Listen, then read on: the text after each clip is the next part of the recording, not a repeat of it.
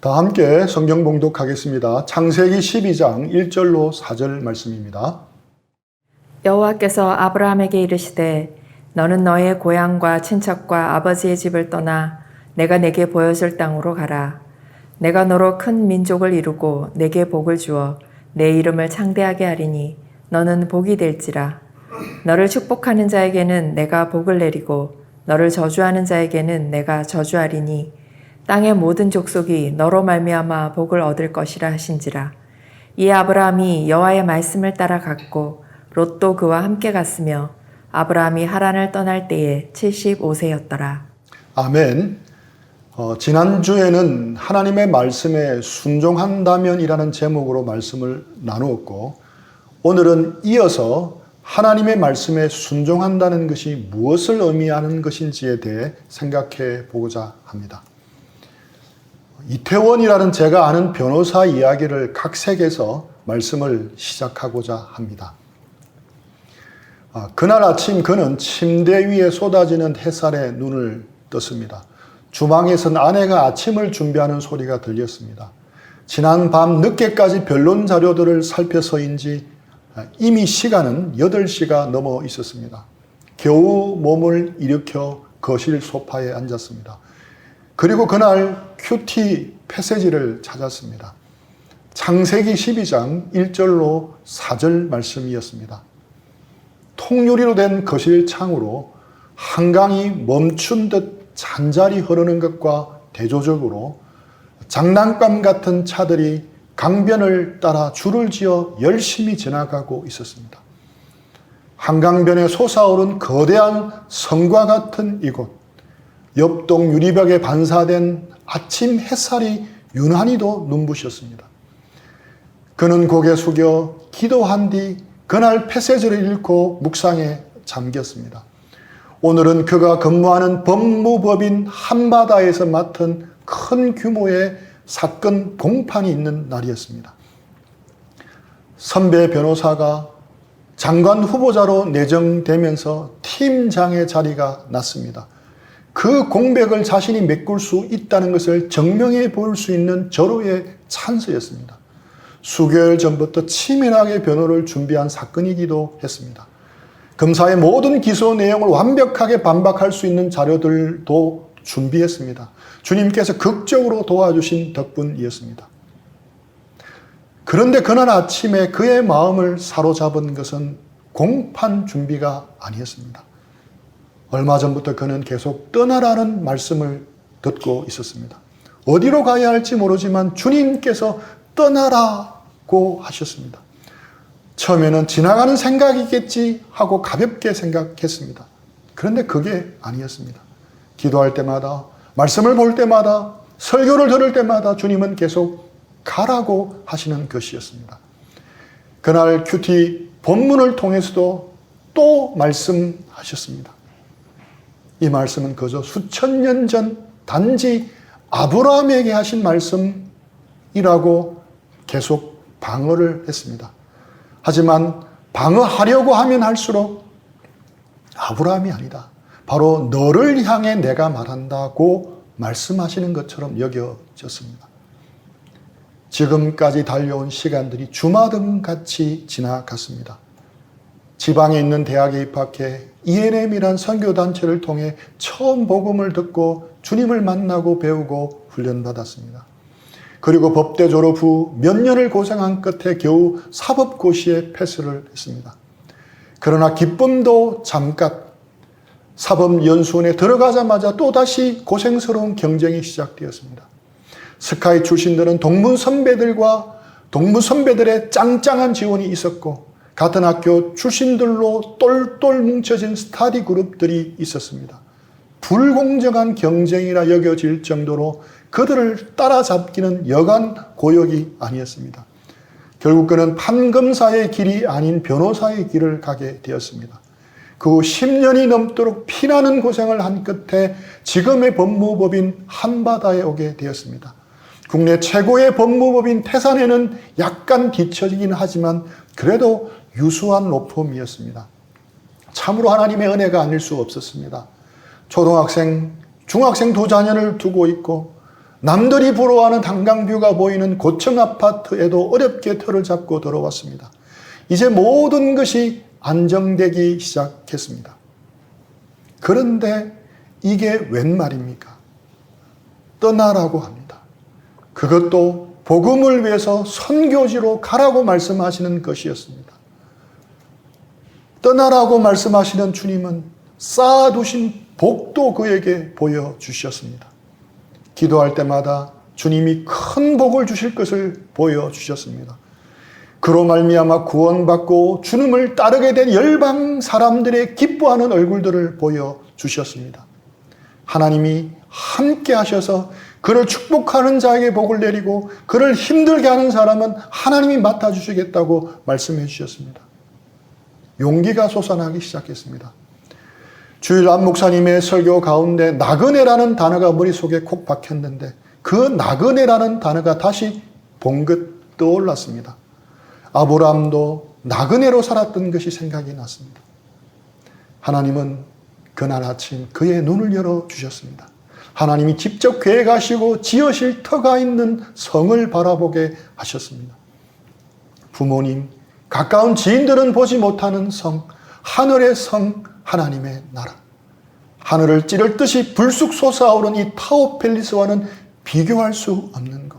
이 타워 팰리스가 초라해 보일 정도로 놀라운 하나님의 나라를 보게 하신 것입니다. 하나님께 감사했습니다. 하나님 나라를 믿게 해주신 것이 너무 감사했습니다. 짧은 시간이지만 주님은 약속을 통해 큰 꿈을 그려주셨습니다. 그날 묵상의 결론은 이제 주님께 순종하자는 것이었습니다. 그는 떠나기로 결심합니다. 아들을 설득하고 아이들을 설득하는 것은 하나님의 몫이라 여기고 주님께 맡기기로 했습니다. 이번 사건을 잘 마무리 짓고 한바다에도 사직서를 내기로 마음을 굳혔습니다. 모두가 다 미쳤다고 할 것이 분명했습니다. 내 죽여놓고 나가라는 식으로 노발대발할 부모님의 모습도 눈에 선하게 들어왔습니다. 일단 어디로 가야 할지 모르지만 주님의 말씀 앞에 순종하여 떠나기로 결심했습니다. 아마 이전에 단기 선교를 다녀왔던 그곳으로 인도하시리라는 예감은 들었지만 그는 일단 모든 것을 접고 선교사 훈련 코스에 들어가기로 결심했습니다. 이 이야기에 나오는 이태원 변호사는 실제 저와 교제했던 대학 후배이고 내용은 묵상하고 각색해서 만든 이야기입니다. 대한민국을 대표하는 법무법인에서 총망받고 있는 변호사, 멋진 한강뷰가 있는 잘 나가는 아파트에 살면서 수십억 원의 연봉을 받으며 지내는 재력가, 경제적으로 사회적으로 남들 부러워하는 안정을 찾았고 신앙 안에서 행복한 가정을 누리고 있는 꽤 신실한 변호사. 그러던 그가 하나님의 말씀만 붙들고 모든 것을 다 버린답니다. 그러고는 선교사 훈련을 받고 선교지로 떠난다고 합니다. 과연 이것이 쉬운 일이겠습니까? 우리 주변에 실제로 이런 사람이 있겠습니까? 그러나 성경은 이렇게 말씀만 붙들고 떠난 사람이 있다고 말합니다. 그가 바로 아브라함입니다. 아브라함에게 일어난 이 사건은 지금으로부터 약 3700년 전 메소포타미아 문명이 꽃피는 시대의 옛날 이야기입니다. 하지만 아브라함에게 일어난 이 사건은 막연한 옛날 이야기만이 아닙니다. 왜 그렇습니까? 아브라함의 하나님이 지금 우리의 하나님이기 때문입니다.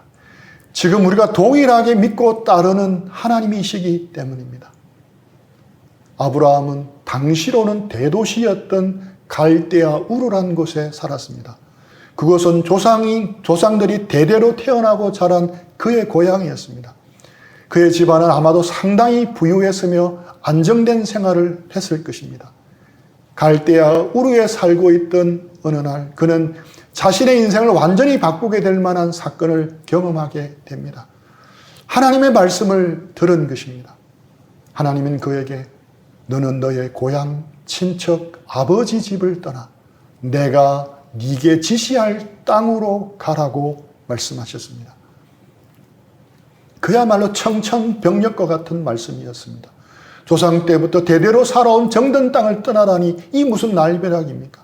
그곳은 자신의 안정된 직장과 친구들과 정겨운 친지들이 있는 땅이었습니다. 익숙한 관습과 문화가 있는 곳이었습니다. 그 땅을 떠나서 산다는 것은 한 번도 생각해 본 적도 없었습니다. 갈대아 우르를 떠난다는 것은 그의 근본을 흔드는 일이었습니다. 그런데 하나님께서 이제 그곳을 떠나라고 그를 부르시는 것이었습니다. 게다가 어디로 가라는 목적지도 알려주지 않으셨습니다. 그냥 앞으로 지시할 땅으로 가라고만 하셨습니다. 무조건 캐리어 끌고 짐 챙겨서 나오라는 말씀이었습니다. 얼마나 황당했겠습니까? 아브라함은 한숨을 푹푹 내쉴 수밖에 없었습니다. 아브라함이 175세까지 살았으니 아브라함은 지금의 중년을 좀 넘어선 나이라 할 수 있습니다. 중년의 나이에 새롭고 낯선 모험을 하러 떠난다는 것은 결코 쉽지 않은 일입니다. 그러나 하나님은 아브라함에게 떠날 것을 요구하십니다. 내가 네게 정말 큰 복을 주고 참된 축복을 주겠다. 안전지대에서 떠나라라고 도전하시는 것입니다. 그것은 결코 쉽게 받아들일 수 있는 부르심이 아닙니다. 아마 잠을 못 이루고 생각에 생각을 거듭했을 것입니다. 꼭 떠나야만 하느냐고 하나님께 되물었을지도 모릅니다. 이곳에도 하나님을 모르는 사람들이 많고 하나님을 위해 할 일이 많은 것 같다며 하나님과 협상을 시도했을지도 모릅니다. 그의 고민은 갈수록 더 깊어갔습니다. 정겨운 고향 마을과 정든 사람들을 보면서 그 고민은 더 깊어갔을 것입니다. 결국 아브라함은 어떤 선택을 했습니까? 그는 하나님의 약속을 믿고 떠나기로 합니다. 고향 친척 아버지 집을 떠나기로 합니다. 하나님의 복을 누리며 그 복을 전하는 삶을 살기로 선택했습니다. 아브라함이 떠날 때의 모습을 상상해 보십시오. 그는 이제 75세였습니다. 그 나이에 새로운 삶을 위해 떠나는 사람은 거의 없습니다. 동네 사람들이 와서 물었을 것입니다. 아니, 지금 뭐 하십니까? 예, 떠나려고 합니다. 뭐라고요? 왜요? 하나님이 떠나라고 하십니다. 하나님이요? 지금 하나님이라고 하셨습니까? 네. 하나님 보셨어요? 아니요. 그냥 음성만 들었습니다. 사람들이 혀를 차며 수근거리기 시작합니다. 망령이 들었나 보네. 자식도 없이 스트레스 받다가 아버지까지 돌아가시니 완전히 맛이 갔네. 그런데 어디로 가십니까? 그건 정확하게 모르겠습니다. 앞으로 하나님이 가르쳐 주시겠죠. 마침내 어떤 사람이 참지 못하고 같은 집에 사는 조카 롯에게 소리를 칩니다. 삼촌이 이 지경이 되도록 도대체 뭐해서 빨리 병원으로 모셔. 제정신이 아니야 지금. 아브라함은 눈에 보이지 않는 하나님의 말씀을 쫓아갑니다. 손에 만져지지 않는 하나님의 말씀을 쫓아갑니다. 성경은 이것이 참 믿음이라고 말씀합니다. 히브리서 11장 8절입니다. 믿음으로 아브라함은 부르심을 받았을 때에 순종하여 장래 유업으로 받을 땅에 나아갈새 갈 바를 알지 못하고 나아갔으며. 순종은 믿음입니다. 사실 하나님의 말씀에 대한 순종보다 믿음을 더 잘 나타내는 것은 없습니다. 아무리 신앙생활을 오래 해도 말씀대로 순종하는 삶을 살지 않는다면 믿음이 있는 사람은 아닙니다. 아무리 은사가 많아도 아무리 귀한 직분을 맡아도 말씀대로 순종하는 삶을 살지 않는다면 믿음이 있는 사람이 아닙니다. 아무리 성경을 많이 공부하고 알아도 아무리 기도를 많이 하고 열정적으로 말해도 말씀대로 순종하는 삶을 살지 않는다면 믿음이 있는 사람은 아닙니다. 믿음이 있는 사람은 말씀에 순종하는 사람입니다. 신앙은 단지 이론이 아니고 지적인 동의가 아닙니다. 은혜 받고 감동받는 것으로 끝나서는 안 됩니다. 신앙은 거룩한 실천으로 드러나야 합니다. 그것이 바로 순종입니다.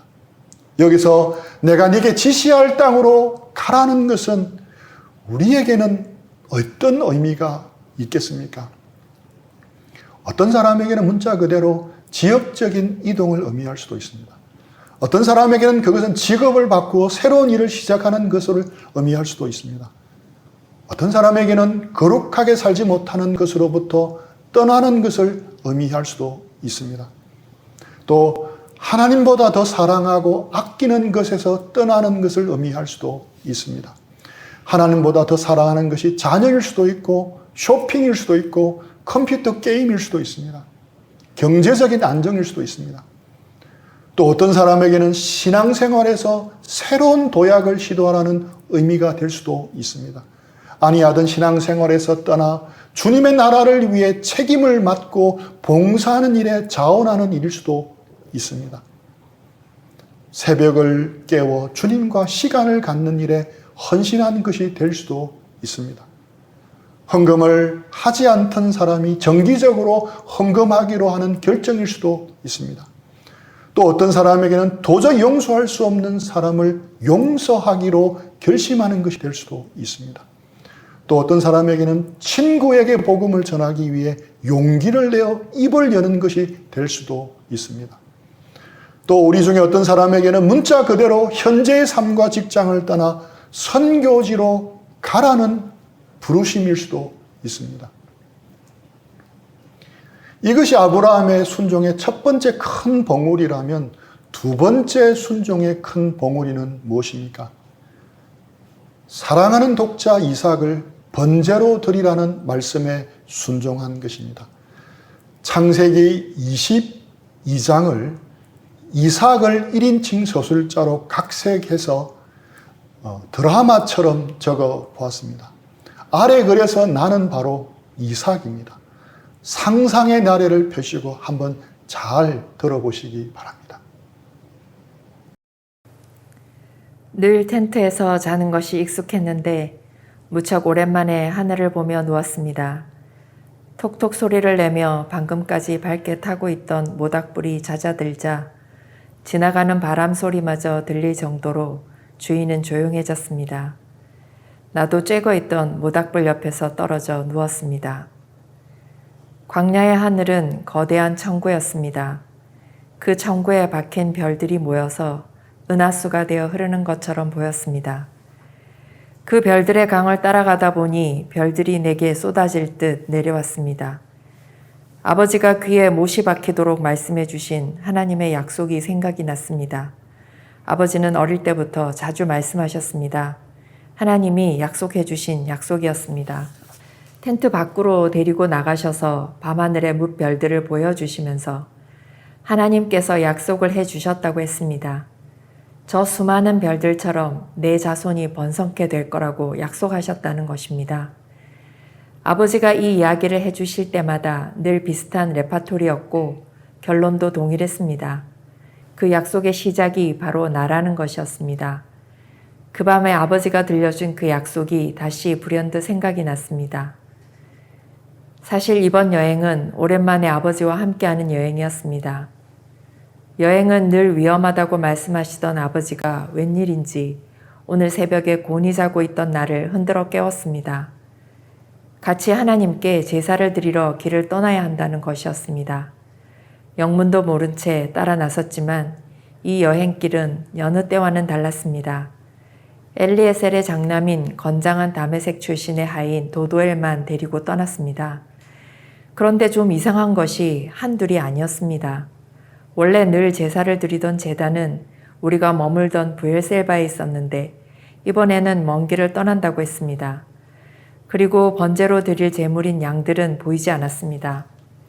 다만 번제에 쓸 장작 한 단을 도도엘에게 짊어지게 하고 길을 떠났습니다. 아버지는 어딘가 모르게 망설이면서 앞으로 나아가시질 못했습니다. 이리저리 돌아다니다가 해가 져서 그리 멀지 않은 곳에 자리를 폈습니다. 하루 동안 부지런히 걸었지만 직선거리로는 그렇게 멀리 오지 못했습니다.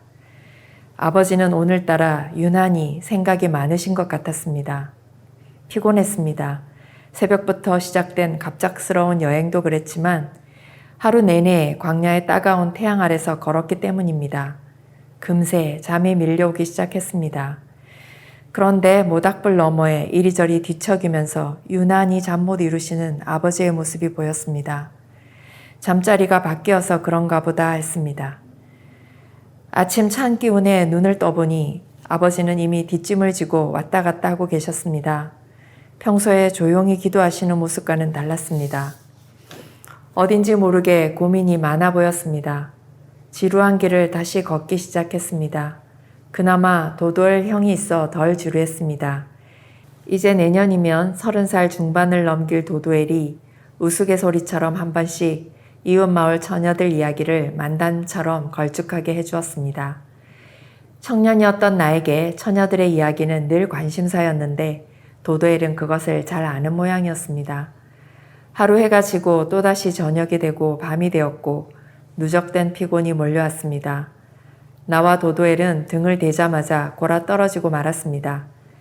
지평선이 조금씩 밝아오는 새벽녘에 잠에서 살짝 깨었는데 아버지는 여전히 뒷짐을 지시고 왔다 갔다 하시면서 기도하는 모습이 보였습니다. 새벽녘 어슴푸레하게 보이는 실루엣만으로도 아버지는 고민이 많아 보였습니다.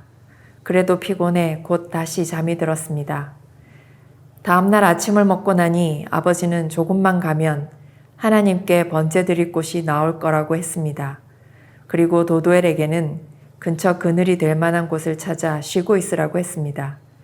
오늘은 이삭과 단둘이서 번제를 드리고 돌아오겠다는 말씀을 하셨습니다. 그렇게 말씀하시는 목소리가 비장하게까지 느껴졌습니다. 묵직한 무게의 장작 보찜을 등에 메고 아버지를 따라 나섰습니다.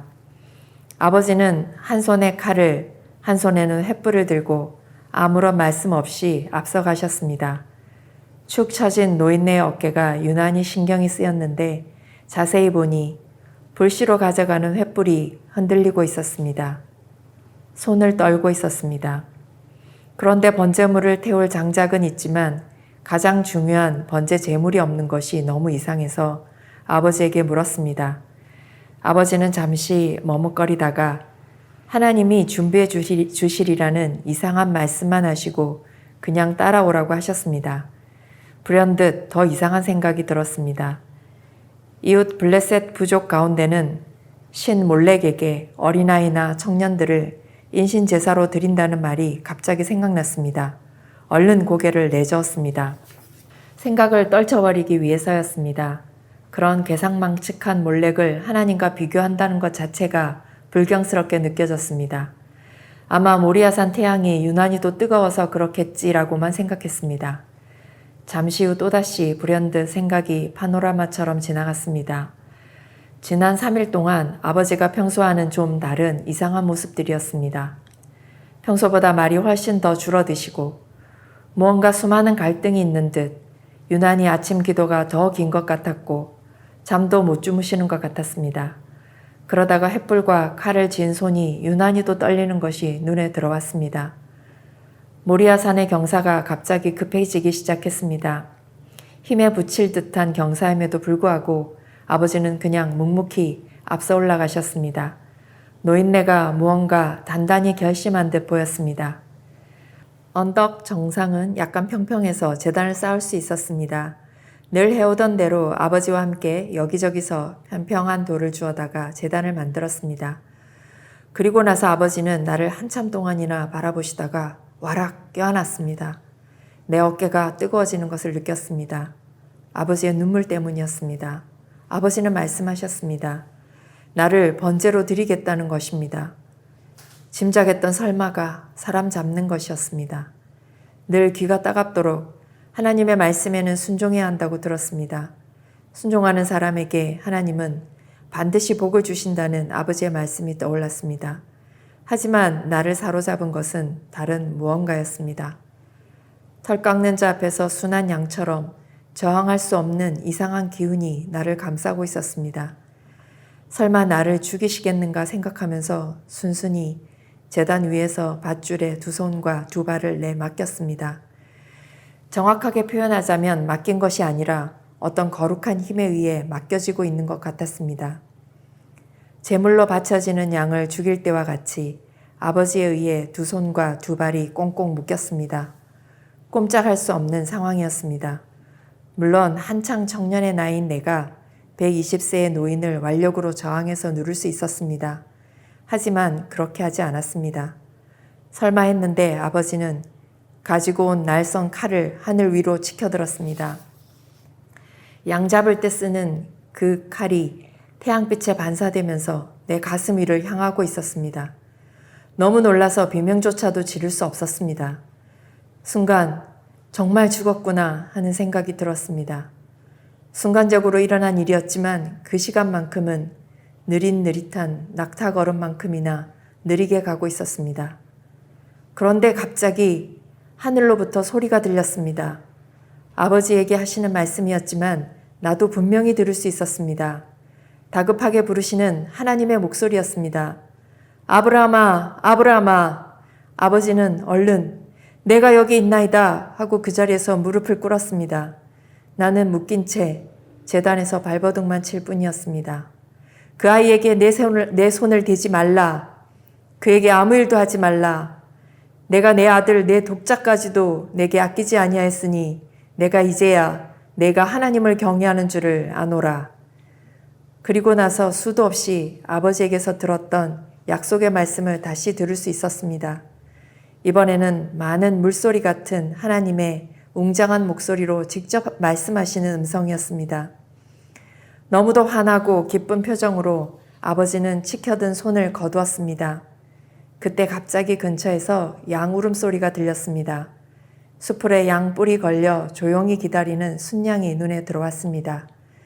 아버지는 그 순양을 잡아 제사를 드릴 수 있었습니다. 그 양 덕분에 난 제단에서 풀려 내려올 수 있었습니다.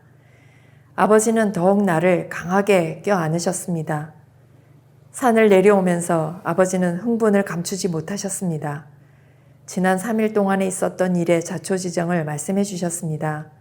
그제서야 이해되지 않았던 모든 일이 퍼즐처럼 하나씩 맞추어지기 시작했습니다. 그날의 경험을 통해 내 마음속에 문신처럼 크게 두 글자가 새겨졌습니다. 순종이었습니다. 아버지가 순종하는 모습이었습니다. 마을로 돌아와 보니 여느 일상과 마찬가지로 사람들은 평화로이 일하고 있었습니다. 하지만 하나님의 말씀에 대해 아버지가 순종하는 모습은 가슴팍에 문신처럼 새겨져 지푸르게 남아 있었습니다. 아브라함의 인생에서 순종의 거대한 두 봉우리가 있다면 바로 창세기 12장과 22장의 순종입니다. 이야기로 묵상하고 각색해 보면서 제 마음에 공감되었던 것은 아브라함의 고뇌였습니다. 우리가 평면적으로 성경을 읽으면 자연스럽게 물 흐르듯이 순종한 것처럼 보입니다. 하지만 절대로 그렇지 않았다고 생각합니다. 말 못하는 고민, 사람들이 이해해주지 못하는 상황 가운데 오로지 하나님의 말씀만 믿고 나가야 했던 아브라함이었습니다. 하나님의 말씀에 순종하기 위해 몸부림치듯 고뇌하면서 기도하며 매달렸던 아브라함의 모습이 묵상이 되었습니다. 이런 모습은 겟세마네 동산에서 땀방울이 땅에 떨어지는 핏방울이 되기까지 기도하시던 예수님에게서도 찾아볼 수 있습니다. 우리가 이성적으로 이해되고 합리적일 때는 순종하기가 쉽습니다. 대부분의 사람들이 이해할 수 있는 것이면 순종하기가 쉽습니다. 하지만 어떤 때는 하나님의 말씀에 순종하는 것이 우리의 이성으로 이해되지 않을 수도 있습니다. 대단히 불합리한 것처럼 보일 때도 있습니다. 많은 사람들이 미쳤다라고 이야기하며 수군될 수도 있습니다. 그럴지라도 하나님의 말씀에 순종해야 합니다. 아브라함은 그렇게 순종했습니다. 지난주에 물었던 질문을 한 번 더 던져봅니다. 현재 하나님께서 여러분에게 말씀해 주시면서 순종하기를 원하시는 것이 있습니까? 아브라함처럼 순종하기 힘든 일일 수도 있습니다. 그럼에도 불구하고 하나님께서 분명하게 말씀으로 보여주시는 것에 순종하십시오. 이것이 레위기에 이어 데살로니가 전후서에도 우리에게 말씀해 주시는 것입니다. 오는 한 주간 보여주시는 하나님의 말씀에 아브라함처럼 순종하는 우리 모두가 되기를 축복합니다. 우리 들은 말씀 생각하면서 기도하고 적용하는 시간들 드리겠습니다.